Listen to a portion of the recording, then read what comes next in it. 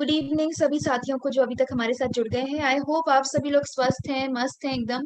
और तैयारी आपकी बहुत जोरों शोरों से और बहुत धमाकेदार तरीके से चल रही है।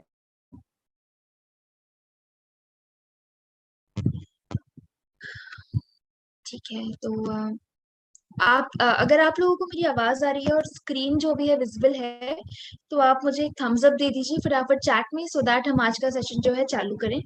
आज का सेशन जो है काफी इंटरेस्टिंग होगा। आपको क्वेश्चंस दिखेंगे, ऑप्शंस रहेंगे आपके पास और आपको जवाब देना है चैट के थ्रू।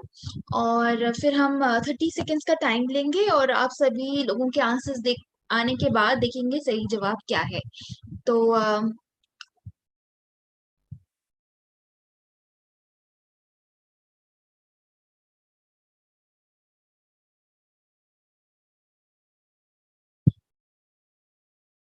मुकेश जी को मेरी आवाज नहीं आ रही है, बाकी लोगों को आई होप मेरी जो आवाज है वो आ रही होगी। आई होप आप लोगों को जो मेरी आवाज है वो ऑडिबल है। ठीक है, चलिए। तो फिर जैसे कि वीडियो इज नॉट वर्किंग, तो आज का सेशन जो है हम इसी तरीके से चालू करेंगे। तो आवाज अगर आपको आती रहे, पीपीटी दिखते रहे तो वेल एंड गुड। अदरवाइज आप लोग मुझे चैट में इन्फॉर्म कर सकते हैं।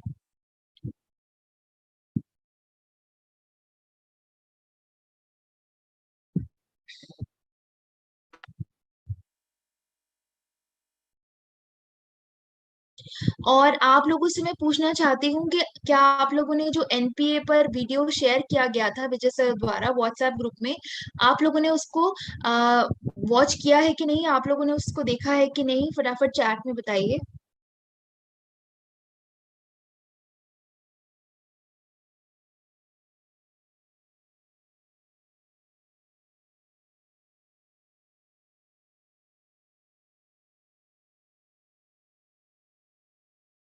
ठीक है, नरेंद्र जी ने नहीं देखा, बहुत सारे मेजोरिटी ऑफ लोगों ने नहीं देखा। अगर आप लोगों ने वो वीडियो नहीं देखा, ये जो एमसीक्यू क्वेश्चंस हैं आज के, वो उस लेक्चर पर ही बेस्ड है। तो अब आपको ध्यान रखना है कि अगर मान लीजिए थोड़ा बहुत डिले हो रहा है या आपको टाइम हो, तो आप वो वीडियो जो है कम्यूटिंग में देख सकें। तो आज का सेशन जो है वो उन्हीं क्वेश्चंस पे आधारित होगा। तो चलिए, आपने नहीं देखा तो कोई बात नहीं, इस सेशन के बाद जरूर आप देखिएगा और जरूर उससे उससे आप रिलेट कर पाएंगे जो भी हम क्वेश्चंस आज पढ़ेंगे। तो चलिए आज का सेशन चालू करते हैं। अ, चलिए, चलिए, पहला क्वेश्चन अब मैं आप लोगों के सामने प्रस्तुत कर रही हूँ। तैयार हो जाइए, फास्टन योर सीट बेल्ट्स। ये रहा पहला प्रश्न आपके सामने। तो क्वेश्चन जो है वो इस प्रकार से है, term loan account become sub standard NPA. कब होता है ऐसा? इफ प्रिंसिपल और interest due is not paid. ठीक है, जामिल जमील जी को मेरी आवाज नहीं आ रही है, बाकी लोग प्लीज बताइए अगर आवाज क्लियर है या नहीं। और आवाज क्लियर नहीं भी होगी तो हमारे पास क्वेश्चंस हैं, आप लोग आंसर्स देख पाएंगे। आई होप आज का सेशन ऐसे हम कंडक्ट करेंगे। अ, ठीक है, सभी लोग कह रहे हैं C principal interest become due and not paid for more than 90 days. Question ये है कि टर्म लोन अकाउंट जो है वो कब एक सब स्टैंडर्ड एनपीए बन जाता है। रितेश जी, प्यारेलाल जी, सभी लोग कह रहे हैं सी ऑप्शन के साथ जा रहे हैं।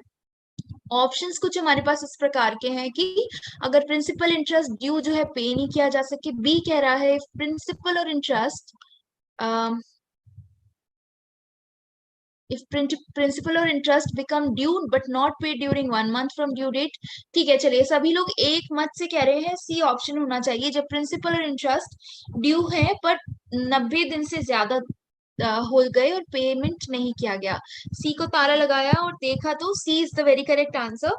यहाँ पर कोई भी टर्म लोन एक सब स्टैंडर्ड एनपीए बन जाएगा जब प्रिंसिपल और इंटरेस्ट ड्यू है पर 90 दिन तक जो है पे नहीं किए गए हैं। तो यहाँ पर C is the very correct answer. Very well done, full marks आप सभी को इस क्वेश्चन के लिए। Very well done. चलिए अगले प्रश्न पे आ जाते हैं। आशा कर रही हूँ आप सभी लोग जवाब देंगे।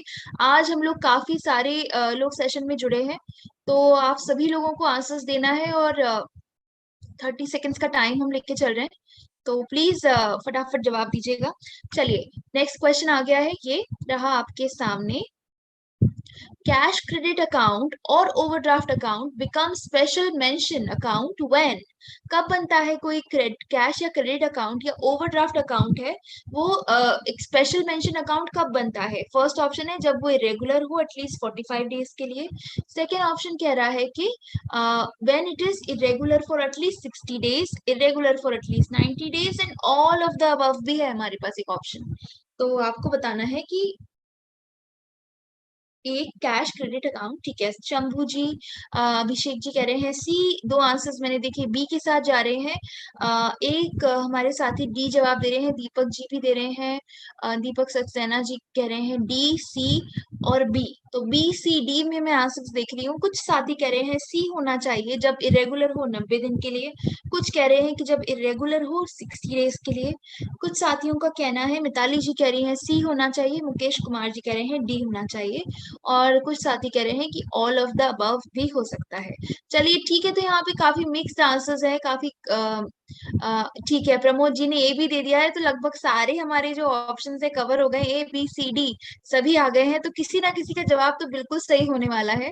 तो विजय कुमार जी एस लिख रहे हैं, तो कोई बात नहीं, चलिए ए बी सी डी यहाँ पर सही जवाब जो है वो है हमारा सी है।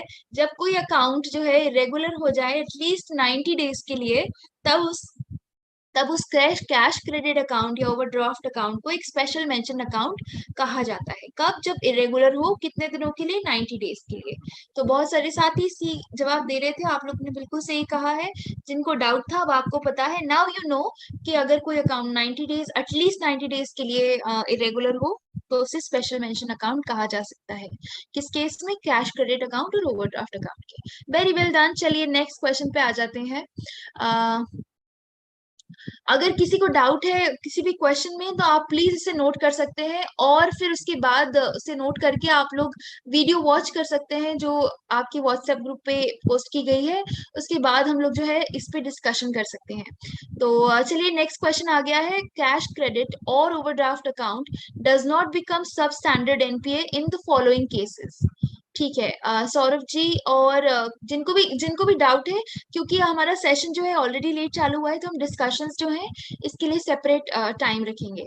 चलिए यहाँ पर आपको क्वेश्चन का जवाब देना भी लोग फटाफट चालू हो गए हैं, मैंने ऑप्शंस पढ़े भी नहीं है। चलिए, बहुत ही उत्साह में आज का सेशन है, वेरी नाइस। और आज हम लगभग 70 पार्टिसिपेंट्स हैं, तो एक बहुत ही पार्टिसिपेटिव सेशन है और कॉम्पिटिटिव भी है। चलिए सी डी देख रही हूँ मैं आंसर्स। सी ऑप्शन कह रहा है कि stock statement not submitted for more then 3 months, और एक डी ऑप्शन कह रहा है नन ऑफ द अबव, इनमें से कोई भी नहीं। तो कुछ साथी कह रहे हैं कि जब स्टॉक स्टेटमेंट 3 महीने से ज्यादा तक सबमिट नहीं किए गए हो तब हो जाएगा, और एक डी ऑप्शन कह रहा है कि इनमें से कोई भी नहीं। संतोष गुप्ता जी कह रहे हैं ए होना चाहिए, जब limit was due for renewal and not renewed for more then 6 month. चलिए श्रीदेवी जी का कहना है डी होना चाहिए।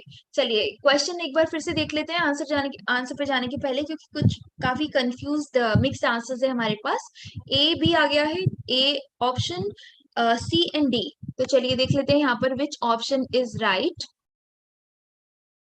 यहाँ पर हमारा सही जवाब जो है वो सी है, कि कोई भी कैश क्रेडिट या overdraft account does not become sub standard NPA in the following cases. ये यहाँ नॉट का क्वेश्चन है, कब नहीं बनता है? Does not become sub standard NPA in the following cases. अगर स्टॉक स्टेटमेंट नहीं सबमिट किया गया 3 महीने तक के लिए, तो उसे सब स्टैंडर्ड नहीं बनेगा, it will not become a sub standard NPA. तो which make see the right answer.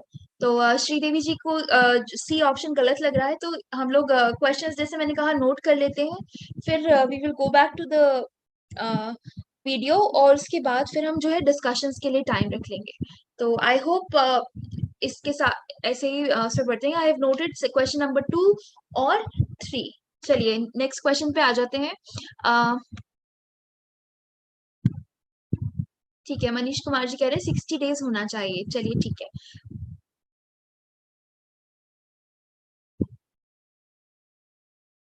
Next question जो है वो है कैश क्रेडिट अकाउंट के बारे में ही है। Becomes out of order when, आपके पास 4 ऑप्शंस हैं, कब आउट ऑफ ऑर्डर बन जाता है? ए अकाउंट बैलेंस मोर देन सैंक्शन लिमिट है तब, स्टॉक स्टेटमेंट जो है सबमिट नहीं किया गया 3 महीने या उससे ज्यादा के लिए, जब there is no credit in the account और credit is less than interest debited for the last 90 days as on the balance sheet, और limit was due for renewal and not renewed. Limit due थी renewal के लिए पर renew नहीं की गई। तो यहाँ पर ऑप्शन जो है ए टू सी है, A to D, A and C and B and C. तो अमित जी कह रहे हैं डी, संतोष जी का कहना है ए, पंकज यादव जी कह रहे हैं ए होना चाहिए, मुकेश जी कह रहे हैं बी, डी ऑप्शन भी देख रही हूँ, आदित्य कुमार जी कह रहे हैं डी होना चाहिए, अजय जी कह रहे हैं ए होना चाहिए, रूपा जी का कहना है B should be the right answer. तो यहाँ पर ए, बी और डी जो है हमें मुझे ऑप्शंस में दिख रहे हैं।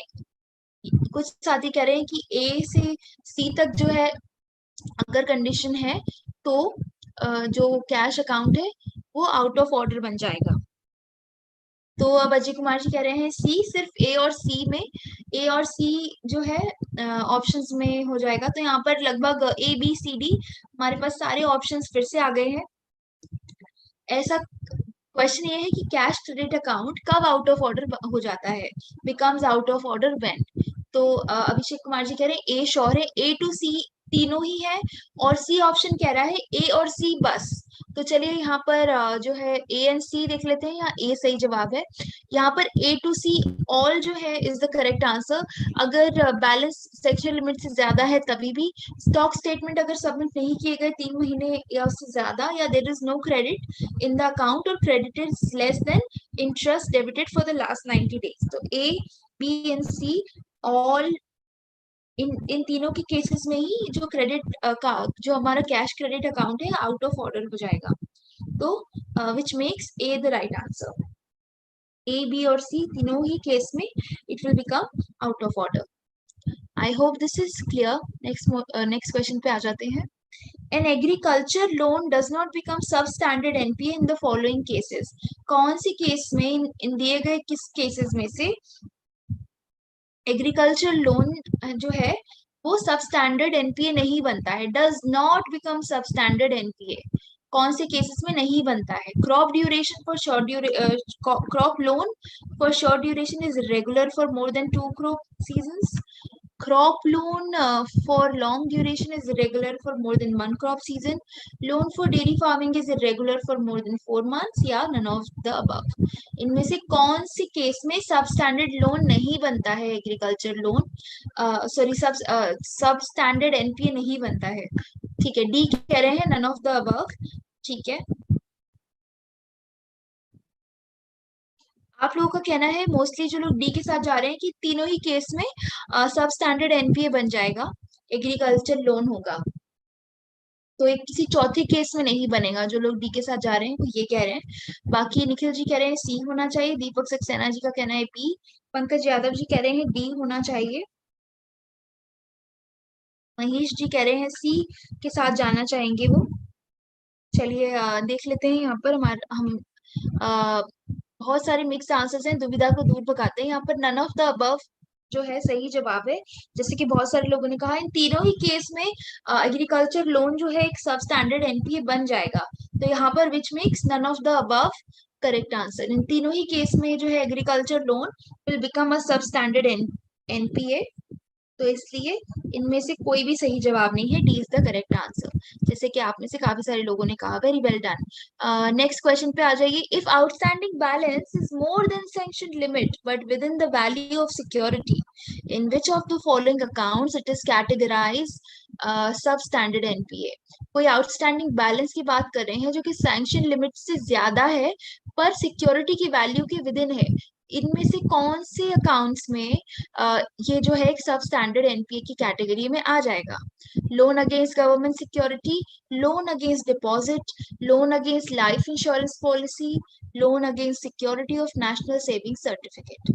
तो महेश जी कह रहे हैं B, loan against deposit. Aditya ji का भी बी कहना है, मिताली जी भी कह रही हैं बी के साथ जाना चाहेंगी, जितेंद्र जी, मनीष जी, संतोष जी, अशोक जी, प्रभाकर जी, सभी लोग कभी बी के साथ जा रहे हैं। रूपा जी का भी ये कहना है लोन अगेंस्ट डिपॉजिट के अगर कोई लोन अगेंस्ट डिपॉजिट है तो इस केस में सब स्टैंडर्ड एनपीए की कैटेगरी में आ जाएगा। चलिए ठीक है।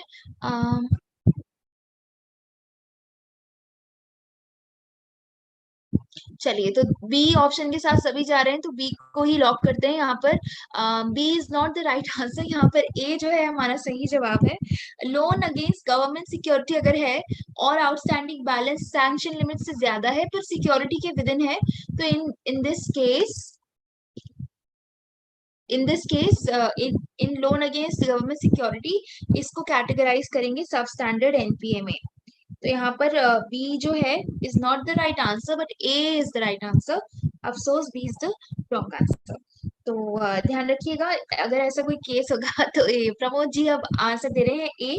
जी हाँ, बहुत जल्दी आपने जवाब दे दिया। वेरी वेल डन, बिल्कुल सही जवाब है आपका। एनीवेज, आ जाते हैं नेक्स्ट क्वेश्चन पर। विच of the following statement is not correct regarding सब स्टैंडर्ड्स लोन अकाउंट्स? कौन सा जो इन्फॉर्मेशन है इन चारों में से वो बिल्कुल सही नहीं है सब स्टैंडर्ड अकाउंट से रिलेटेड? तो पहला है, if account remains out of order और इरेगुलर है या ओवर ड्यू है तो सब स्टैंडर्ड बन जाएगा। अगर कोई अकाउंट है वो रिमेन्स आउट ऑफ ऑर्डर है, इरेगुलर है, ओवर ड्यू है 90 दिनों से ज्यादा, तो बन जाएगा सब स्टैंडर्ड। निखिल जी कह रहे हैं डी होना चाहिए। सी ऑप्शन कह रहा है account remain substandard max for a period up to 1 year, और डी कह रहा है substandard account can be secured substandard और अनसिक्योर्ड सब स्टैंडर्ड। तो यहाँ पर कौन सा इंफॉर्मेशन गलत है, इज नॉट ट्रू, वो बताना है। अजय कुमार जी कह रहे हैं डी, अमित जी का भी यही कहना है, अमित कुमार जी, सौरभ जी, अशोक जी, महेश जी कह रहे हैं बी होना चाहिए, बाकी सब साथी ए कह रहे हैं। नितिन पटेल जी कह रहे हैं डी।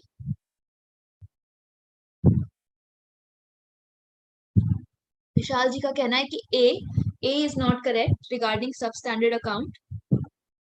महेश जी का कहना है सी। तो आप में से किसी न किसी का तो बिल्कुल सही जवाब होगा, क्योंकि ए बी सी डी सभी जवाब आप लोगों ने दे दिए हैं, सभी ऑप्शंस के साथ जाना चाहते हैं। तो चलिए फिर देख लेते हैं यहाँ पर हमारा सही मतलब गलत जवाब क्या होना चाहिए।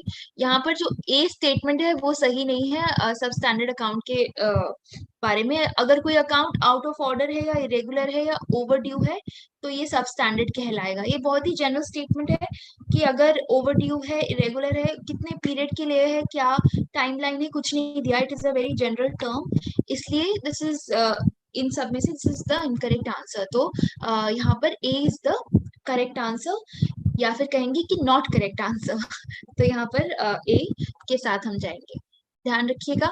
नेक्स्ट क्वेश्चन में आ जाते हैं। An account becomes out of order on Jan 1, 2019, it becomes a sub standard on dash if it continues to be out of order.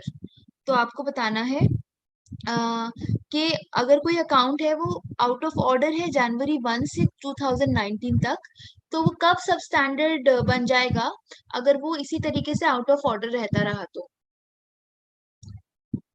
Prabhakar ji, विशाल जी, आदित्य जी कह रहे हैं बी, April 1, 2019।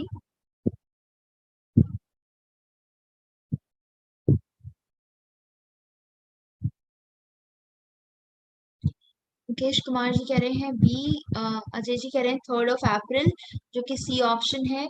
निखिल जी, प्रमोद जी का भी यही कहना है कि अप्रैल 3 तारीख को बन जाएगा। दिनेश जी कह रहे हैं बी होना चाहिए। एक जवाब हमारे पास ए के लिए भी आया है।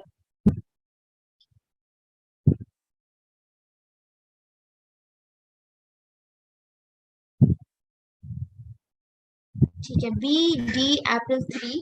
चलिए देख लेते हैं यहाँ पर हमारा जो सही जवाब है क्या होना चाहिए। यहाँ पर जो है April 1, 2003 को हो जाएगा। जो हमारा अकाउंट है वो सब स्टैंडर्ड हो जाएगा अगर वो फिर भी आउट ऑफ ऑर्डर रहेगा।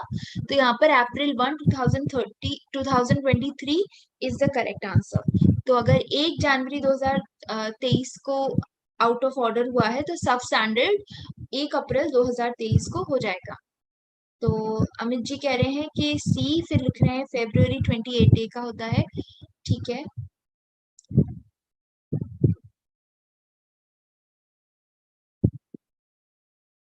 तो जैसे कि मैंने कहा कि ऐसे चैट में सिर्फ पढ़ के मुझे आप लोगों के ना क्वेश्चंस समझ में आते हैं और ना ही डाउट्स। तो आप नोट कर लीजिए, और बाकी फिर हम इस सेशन के लिए एक सेपरेट डाउट क्लियरिंग सेशन रख लेंगे।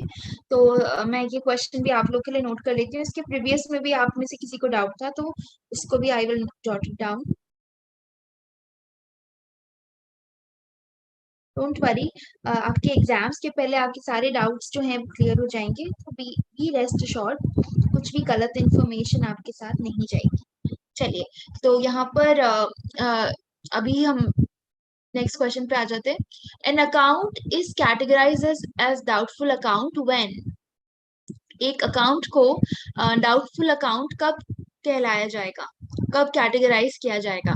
जब वो आउट ऑफ ऑर्डर हो 90 दिन से ज्यादा के लिए, जब कोई स्पेशल मेंशन अकाउंट हो for more than 90 days, it remains sub standard for more than 1 year, और या फिर security in the account is damage to the extent of above 90%। तो यहाँ पर जो है ऑप्शंस आप लोग कह रहे हैं, सभी लोग जो है सी के साथ जाना चाहते हैं, सभी लोग कह रहे हैं कि यहाँ पर सी को जो है ताला लगा दीजिए, सी को लॉक कर दीजिए। पंकज जी कह रहे हैं डी होना चाहिए, एक जवाब ए के लिए भी आया है। क्वेश्चन कह रहा है कि कौन से अकाउंट की कैटेगरी जो है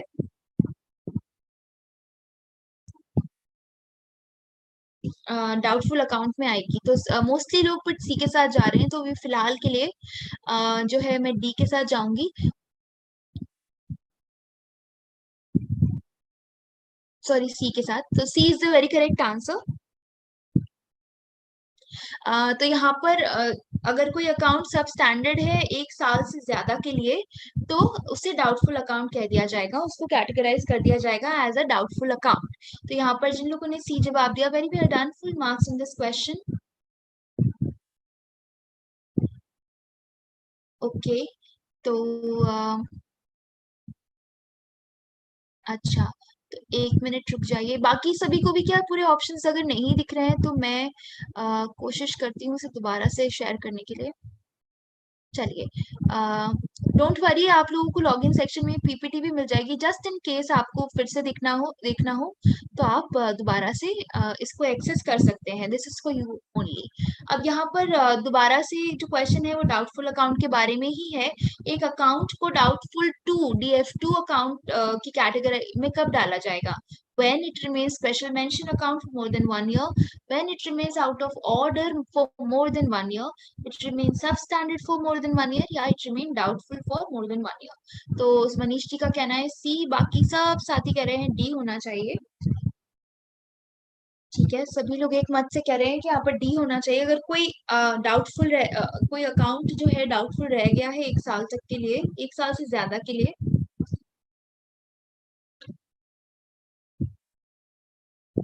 ठीक है, तो सभी लोग डी के साथ जा रहे हैं, तो फटाफट करते हैं डी को लॉक और देख लेते हैं डी हमारा सही जवाब है कि नहीं। बिल्कुल सही जवाब है, जैसे कि आप सभी ने कहा, DF2 अकाउंट हो जाएगा अगर वो 1 साल से ज्यादा तक डाउटफुल रहता है, तो यहाँ पर उसे डाउटफुल 2 या DF2 अकाउंट कैटेगराइज कर दिया जाएगा। Very well done, full marks आप लोगों के लिए। बिल्कुल सही जवाब था। तो if one account of the borrower has become sub standard which statement does not match, अगर कोई एक अकाउंट है बोरोवर का वो सब स्टैंडर्ड बन जाएगा, तो कौन सा स्टेटमेंट जो है मैच नहीं करेगा? इनमें से जो 4 स्टेटमेंट्स हैं, इनमें से कौन सा स्टेटमेंट जो है नॉट ट्रू होगा, will not match? His other accounts in all branches of that bank shall be treated as NPA even though regular account. His accounts in other banks shall be treated NPA if it is a consortium account. His other accounts in other branches shall not be treated NPA if running regular. His other accounts including his other accounts including against the security of bank deposit shall be treated as NPA and provided for। तो यहाँ पर अरुण जी और पंकज जी, अजय जी कह रहे हैं कि ए होना चाहिए। नरेंद्र जी का भी कहना है ए, कि उसके सारे अकाउंट्स जो भी उसके ब्रांचेस में है उनको एनपीए जैसा ट्रीट करेंगे, चाहे वो रेगुलर ही क्यों ना हो। महेश जी कह रहे हैं, निखिल जी, अभिषेक जी कह रहे हैं सी होना चाहिए, और सी कह रहा है कि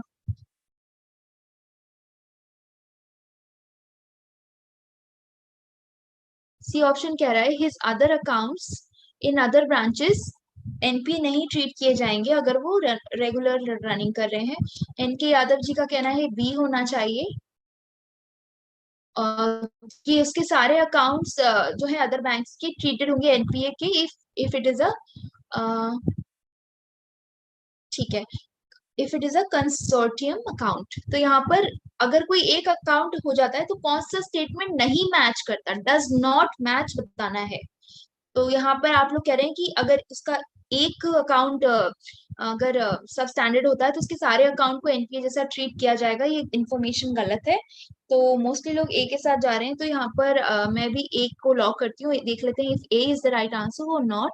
यहाँ पर जो है B is the right answer, कि उसके जो अकाउंट है दूसरे बैंक में उनको एनपीए ट्रीट करेंगे अगर वो एक कंसोर्टियम अकाउंट है। This statement does not match, ये स्टेटमेंट जो है इज रॉन्ग। तो यहाँ पर बी जो है सही जवाब है। कई बार क्वेश्चंस इस तरीके के कंफ्यूजिंग होते हैं, तो हम लोग मल्टीपल टाइम्स रीड कर सकते हैं। महेश जी कह रहे हैं कि सी क्यों नहीं होना चाहिए। तो since we have less not a lot of time today, तो जो आप लोगों के बाकी डाउट्स के साथ भी आई हैव नोटेड इट। तो जैसे मैंने कहा, इसके बाद we will go and see the video review करेंगे, उसके बाद ही we will take a doubtful session. तो यहाँ पर रॉन्ग पूछा है, डज नॉट मैच पूछा है, इसलिए यहाँ B statement is the wrong one. That's why B is the correct answer. चलिए नेक्स्ट क्वेश्चन पे आ जाते हैं। Banks are required to classify NP accounts.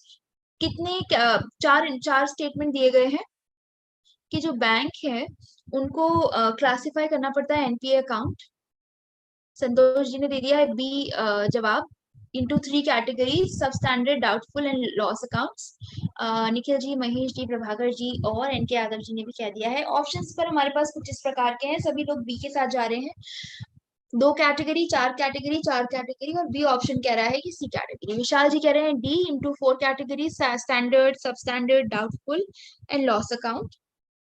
बाकी सभी साथी कह रहे हैं कि तीन ही कैटेगरी में बांटता है इनकी अकाउंट्स को: सब स्टैंडर्ड, डाउटफुल और लॉस अकाउंट। जमील जी का कहना है बी, और जय हो नाम से जो जुड़े हैं कह रहे हैं डी। चलिए देख लेते हैं, रितेश कुमार जी का भी कहना है कि D, D should be the right answer. ठीक है, बी बी भी आने लग गया। बी एंड डी दो आंसर्स हैं, सब स्टैंडर्ड, डाउटफुल एंड लॉस, सभी लोगों का कहना है। चलिए let's go with the B. Option B is the extremely correct answer. B बिल्कुल सही जवाब है। आप लोगों ने full marks on this question. तीन कैटेगरी में बांटते हैं बैंक्स एनपी अकाउंट को, एक तो होता है सब स्टैंडर्ड, एक होता है डाउटफुल और एक लॉस अकाउंट्स। तो which makes B the right answer. Very well done. आ जाते हैं नेक्स्ट प्रश्न पर। If due amount in substandard or doubtful account is received, it can be classified as a standard point। तो आपको बताना है जब ड्यू अमाउंट सब स्टैंडर्ड या डाउटफुल अकाउंट में आता है तो उसको स्टैंडर्ड अकाउंट कहेंगे कब? From the same day when entire due amount is recovered, और from the last day of that amount during the amount is recovered. B option कह रहा है from the close of financial year during which amount is recovered, या फिर after 12 month from the date amount is recovered. कब उसे standard account की तरह classify किया जाएगा? उसी सेम डे पे जब पूरा अमाउंट आ गया है, या लास्ट डे, उस महीने के लास्ट डे पर जब पूरा अमाउंट आया? अरुण जी ने इतने सारे ए लिख दिए हैं कि ठीक है, ए और डी ऑप्शंस में देख रही हूँ आप चैट में। जी जी, ए के साथ जा रहे हैं, बिल्कुल सेम डे से ही उसे स्टैंडर्ड अकाउंट कर देंगे। चलिए ठीक है, let's go with the A option. Purushottam ji, Manoj ji, Narendra ji, Ajay Kumar ji, NK Yadav ji, सभी कह रहे हैं A should be the right answer. तो जी हाँ, बिल्कुल A is the correct answer. उसी सेम दिन से जब पूरे पैसे आ गए हैं उसे हम स्टैंडर्ड अकाउंट क्लासिफाई कर देंगे। Very well done, full marks on this question as well. After loss of security in a substandard account, if the secured balance remains dash, it is classified as loss account।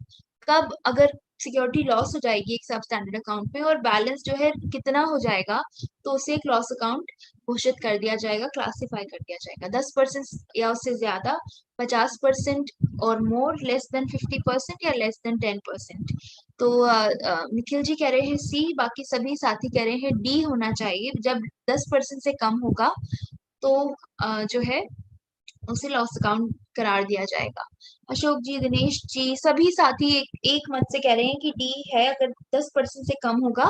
Arun ji ने भी बहुत सारे D लिख दिए हैं, multiple These are in the chat box.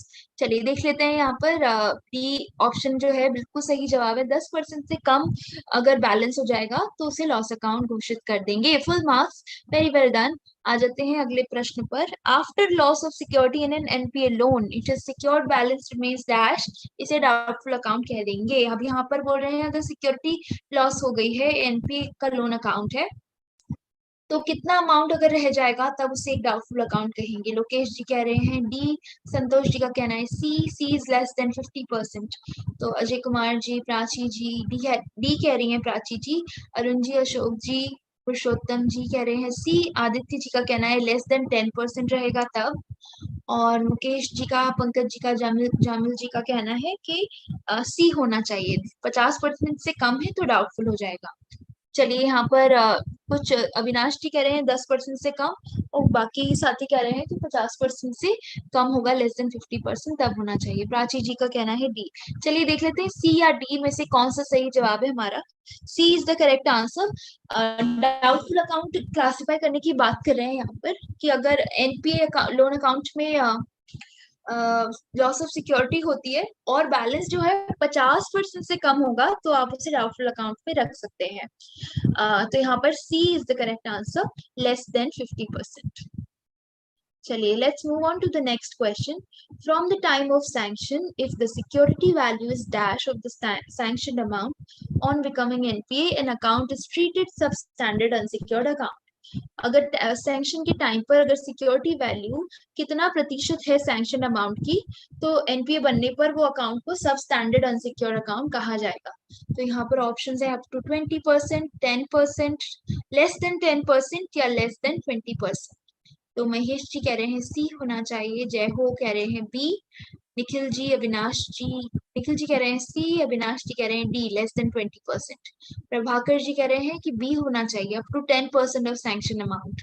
N K Yadav जी का भी यही कहना है, मनोज जी और जमील जी का बी के साथ ऑप्शन का कहना है। अशोक जी कह रहे हैं ए होना चाहिए, अमित कुमार जी कह रहे हैं डी होना चाहिए, D is less than 20%, A कह रहा है up to 20% and B is saying up to 10% या लेस देन 10%। तो अरुण जी ने कह दिया है ए होना चाहिए अप टू 20%। तो काफी मिक्स आंसर्स हैं, कुछ कह रहे हैं ए होना चाहिए, कुछ कह रहे हैं बी, कुछ कह रहे हैं डी। तो यहाँ पर चलिए लेट्स सी कि सही जवाब जो है क्या होना चाहिए, कितना अमाउंट होना चाहिए। अप टू 10%, अगर सिक्योरिटी वैल्यू है अप टू 10% है सैंक्शन अमाउंट की, तो बिकम जब भी वो एनपी बनेगा तो जो अकाउंट है उसको सब स्टैंडर्ड अनसिक्योर्ड अकाउंट जैसा ट्रीट किया जाएगा। तो यहाँ पर up to 10% is the correct answer, B is the correct answer. चलिए नेक्स्ट क्वेश्चन पे आ जाते हैं। The maximum time period for which account remains in that category in respect of which of the following cases is not mentioned. Maximum time period बताना है जहां पर कोई अकाउंट उस कैटेगरी में रहता है। चार ऑप्शन आपको दिए हैं, आपको बताना है कि कौन सा जो है विच ऑफ द फॉलोइंग केसेस में सही नहीं है, विच of the following cases is not mentioned categories.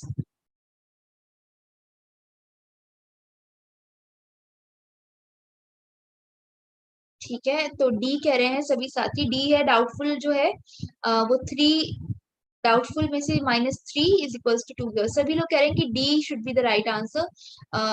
सभी लोग कह रहे हैं कि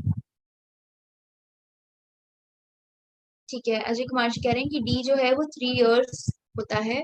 चलिए देख लेते हैं, सभी लोग डी के साथ जा रहे हैं तो डी को ही लगाते हैं ताला। Let's go with the D option. यहाँ पर D is extremely right answer. बाकी तीनों जो ऑप्शन है वो सही है। यहाँ पर डी इज द जी हाँ लोकेश जी, फुल मार्क्स मिलेंगे आपको, बिल्कुल सही जवाब दिया है आपने, वेरी वेल डन। आ जाते हैं नेक्स्ट प्रश्न पर। Decision regarding classification of crops being short duration or long duration is taken by the bank concerned in each state। ये बताइए ट्रू है या फॉल्स है। डिसीजन जो है क्रॉप्स लॉन्ग ड्यूरेशन होंगी या शॉर्ट ड्यूरेशन होंगी, ये बैंक डिसाइड करता है हर स्टेट का। तो ये सही है या गलत है, ट्रू या फॉल्स लिखिए, ए या बी मत लिखिए क्योंकि कोई सेंस नहीं बनेगा। ठीक है, तो कितने प्रतिशत लोग कह रहे हैं कि ट्रू होना चाहिए और कितने कह रहे हैं फॉल्स होना चाहिए। मिक्स्ड आंसर्स हैं, काफी सारे लोग कह रहे हैं कि सही बात है, और अजय कुमार जी कह रहे हैं फॉल्स है, अविनाश जी कह रहे हैं फॉल्स, रविंद्र जी और सुशांता जी और प्यारे लाल जी कह रहे हैं कि गलत है कि क्लासिफिकेशन क्रॉप की शॉर्ट ड्यूरेशन होगी या लॉन्ग ड्यूरेशन होगी, ये बैंक डिसाइड करता है, ये स्टेटमेंट आपको बताना है।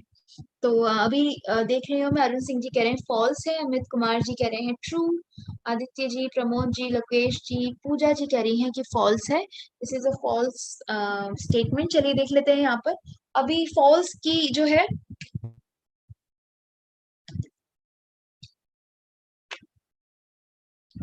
लोग ज्यादा आप में से सभी लोग मोस्टली फॉल्स कह रहे हैं, आप बिल्कुल सही जवाब है। स्टेट जो है ये डिसाइड करेगी, ये बिल्कुल गलत स्टेटमेंट है। Decision regarding classification of crop being short और long is not taken by bank concerned in each state. तो यहाँ पर बैंक ये डिसाइड नहीं करता। तो वेरी वेल डन, बिल्कुल सही जवाब, false is the correct answer. चलिए, बैंक द्वारा नहीं डिसाइड किया जाता। चलिए आ जाते हैं नेक्स्ट क्वेश्चन पे। Bank A and bank B have allowed loan on consortium basis. Loan is irregular but with bank A for 120 days and with bank B for 18 days. Classification of account क्या होगा? Bank ए और B की बात कर रहे हैं जिन्होंने consortium basis पर लोन दिया है, इरेगुलर है बैंक ए के साथ, लोन जो है 120 डेज का है, और बैंक बी के साथ जो है 18 महीने का है। तो क्या क्लासिफिकेशन होगा बैंक्स का? सब स्टैंडर्ड अकाउंट होंगे दोनों के, sub standard with bank A and doubtful with bank B, doubtful by both the banks, या in consortium account NPA rules are not applicable. तो अरुण जी कह रहे हैं बी, एक बाकी साथियों ने ए भी जवाब दिया है, बट मोस्टली आप लोग बी जवाब दे रहे हैं कि सब स्टैंडर्ड अकाउंट होगा ए के साथ और बी के साथ होगा डाउटफुल। सभी लोग बी के साथ जा रहे हैं। निखिल जी कह रहे हैं डी होना चाहिए, कंसोर्टियम अकाउंट में एनपीए के रूल्स लागू नहीं होते, ये कह रहा है डी ऑप्शन। मुकेश जी कह रहे हैं बी होना चाहिए, और सी कह रहे हैं महेश जी, आदित्य जी, प्रमोद जी, पूजा जी कह रहे हैं बी होना चाहिए। चलिए, जब मोस्टली आप लोग बी के साथ जा रहे हैं तो let's go with the B option. जी हाँ, बिल्कुल सही, full marks, B is the correct answer. Sub standard होगा बैंक ए के साथ और डाउटफुल होगा बैंक बी के साथ। चलिए, वेरी वेल डन। तो आज का जो है हमारा ये लास्ट क्वेश्चन है, तो आप सभी लोग फटाफट जवाब दीजिएगा, इसके बाद आपका नेक्स्ट सेशन होगा। तो which of the following schemes has been withdrawn by RBI from March 2018? कौन सी जो स्कीम्स है वो आरबीआई द्वारा वापस ले ली गई है, विड्रॉ कर ली गई है आरबीआई मार्च 2018 में? तो ऑप्शंस आपके सामने है, एस टी आर, S4A और CDR and all of the above. Strategic debt restructuring या फिर, ठीक है, सभी लोग फिलहाल आंसर दे रहे हैं कि D, all of the above.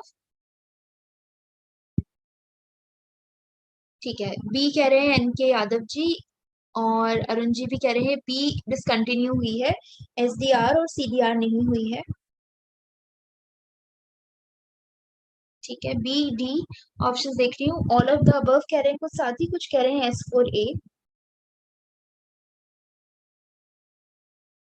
Scheme for structuring of stressed assets is S4A।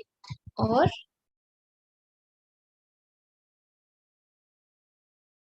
चलिए देख लेते हैं, यहाँ पर बी होना चाहिए सही जवाब या डी। यहाँ पर जो है ऑल ऑफ द अबव जो है हमारे तीनों ही स्कीम जो है डिसकंटिन्यू विड्रॉन कर ली गई थी आरबीआई द्वारा। कॉर्पोरेट डेट रिकंस्ट्रक्चरिंग, और जो हमारी S4A, या फिर scheme for sustainable structuring of stressed assets, या फिर कहें तो एसडीआर स्कीम जो कि है स्ट्रक्चरिंग